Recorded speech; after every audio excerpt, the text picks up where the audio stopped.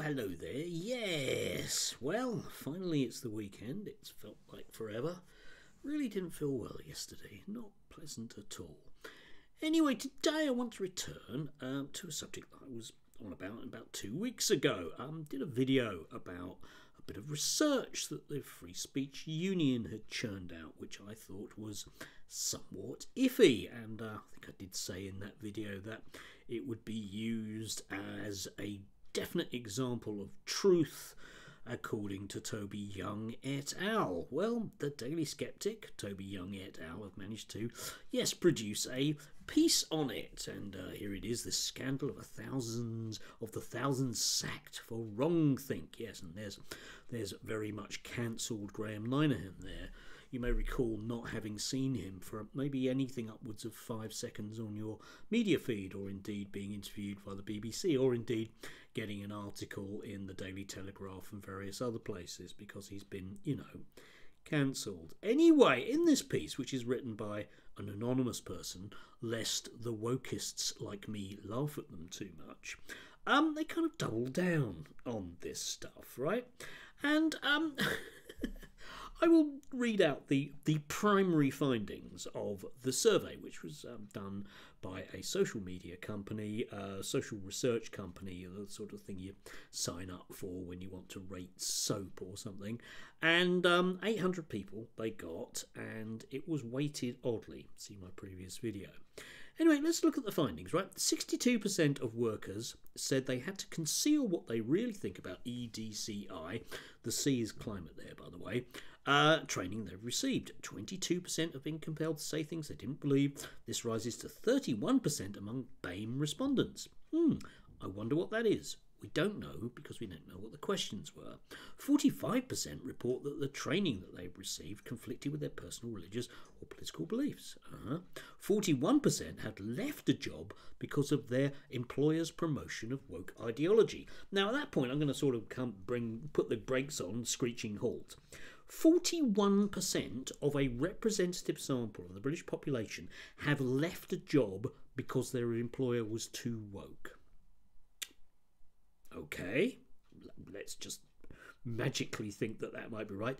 This rises to 43% amongst BAME employees, too woke, and 46%, even higher, amongst LGBT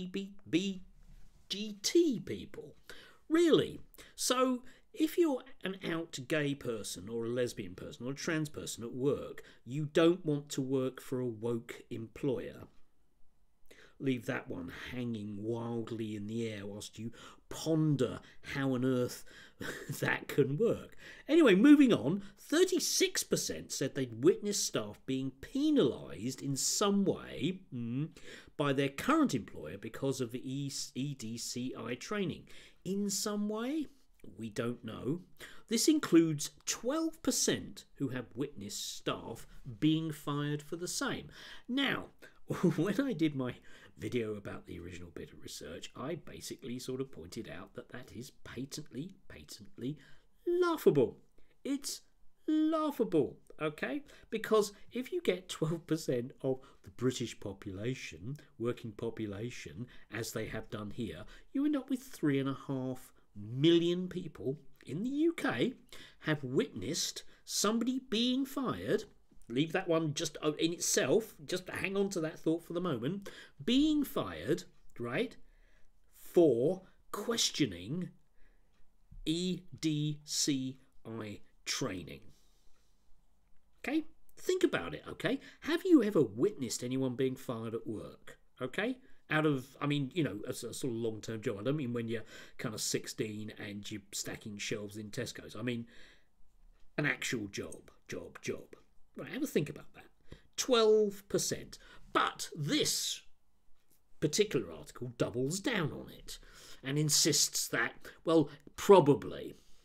Right? Okay, let's just read this. Surveys like this are routinely dismissed as being flawed. Really?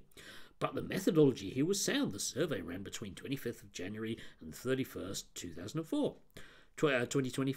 800 people were interviewed, the sample taken from Dynata customer access panels and designed to be representative of the UK. Okay, so it's definitely okay and there aren't any problems. But what I'm questioning is, what were the question? And here are these figures about all these tens of millions of people that have witnessed people being penalised or indeed fired.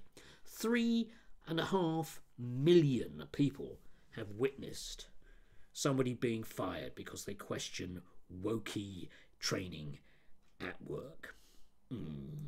Okay, the last point is especially concerning, writes anonymous person, and needs unpacking. Okay then, let's do that, shall we? Now, obviously we cannot conclude that over 3.5 million people were fired. Yes, I know that that's not what you're saying, but you are saying something nearly as ridiculous. Firstly, the figure is an extrapolation of the 12% of the 800 surveyed from those provided by Donata. Okay, I understand what 12%, and I can understand what 12% of 800 is, right? It's 8 times 12 for the maths geniuses at home. Whatever. Yes, I get what percentages are. However, of course, you have to say, what on earth were the questions that were being asked to elicit the response that 12% of people have witnessed somebody being fired for questioning EDCI training, or indeed, magically, that the one cohort or two cohorts of people that worry most and will threaten to walk out of a job because they're so disgusted with it, with their woke employers, are BAME people and LGBTQ. How implausible is that, I think? Yes, the witnesses may have got it wrong. The individual may have been fired for bullying or harassment related to a protected group, or may have been fired for a completely different reason. Yes, or maybe it was just a stunningly badly worded question, but we don't know what the question is. I mean, you can have people like James Esses, who undoubtedly has been fired quite a few times, but even he on his own only makes up a tiny percent of that actual 12% or whatever it might be. Yeah? And here they double down. However, if even only 1 in 10 of these are correct, oh, right, so the methodology is sound, but maybe it isn't. Maybe it's a bit of an over-exaggeration. So let's cut that by, a whole 90%, shall we? Yeah, that's sensible. How's good your data? Oh, it's 100% accurate, but let's just say that it's only 10% accurate. Right you are then. That's still hundreds of thousands of people who may have lost their jobs over wrong speak. Right, okay. The aggression and zealousness of the trans activists, presumably that's me, is such that any dissent from their orthodoxy immediately results in accusations of transphobia. We've seen this in the treatment of the likes of, drumroll, Graham Linehan. The dedication of activists to snipping out and silencing dissent is only matched by the speed at which most of Graham's friends and colleagues abandoned him as too toxic to be associated with. Yes, and as we well know, definitely Graham Linehan is a very, very, very nice man who is perfectly reasonable about trans issues, and it can't be that all of his former associates, or 99.9% of them, let's just call that one, shall we, in the same way that they do here, have decided to have nothing to do with him. If you apply the same behaviours in the workplace, then it's fairly safe to assume that anyone who dared to question woke trans policies in the workplace has been subject to similar vigour. Yes, absolutely. They've all had their musicals cancelled. Certainly we have spoken to dozens of people, especially women, who report they have been fired for challenging things like pronoun and toilet room practices. Well, yes, I would imagine the FSU has indeed been in contact with people. But what I want, and anyone watching this who doesn't mind asking their friends, is I want to meet one of these people, just one, 12% of the population, don't forget, who has witnessed somebody being fired for EDCI training, right? Just one. Or can you please find me a LGBTQ person who has left an organisation in disgust because it's too woke? Because there must be a lot of them. There must be a lot. Even if it's only not 12%, but only 1.2%, which don't think for anyone interested in methodology, is anything other than a mere trifling of a figure. Yeah, please do. I'd love to meet anybody in one of those three categories, because I work in large scale organisations that do training like this all the time, and I have never come across a LGBTQ plus or whatever person who's complained about the organisation being too woke. I've come across plenty of BAME, I hate that phrase that they use here, but anyway, people who have complained bitterly about employers, but rarely that they are too woke. And finally, I personally cannot recall any time that I've actually witnessed anyone being fired other than myself.